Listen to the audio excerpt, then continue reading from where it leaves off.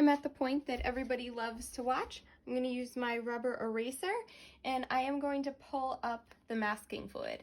So I'm going to pull up very carefully, just one section at a time, going pretty slow. I've made sure that my paint is completely dry before doing this, and that I also don't have any wet paint on my masking fluid. So even if your background is completely dry, sometimes you can have some bubbles of paint on the masking fluid itself.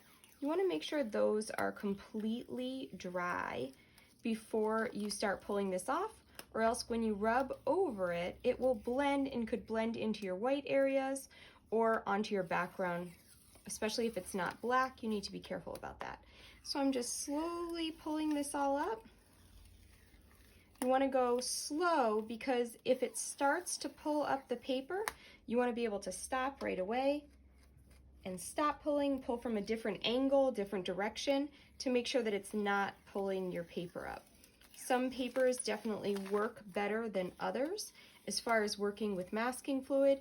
So before you start a large painting with masking fluid, make sure you check out and test the brand of paper that you are using with the masking fluid you are using.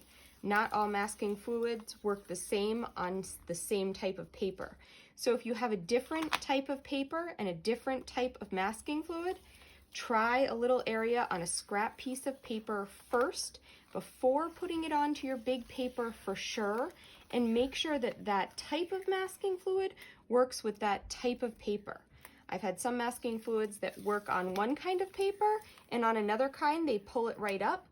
And the same with one type of paper works fine, and another type doesn't work at all with the same masking fluid. So just make sure you know what you're using and you've tested it out before working on a big piece.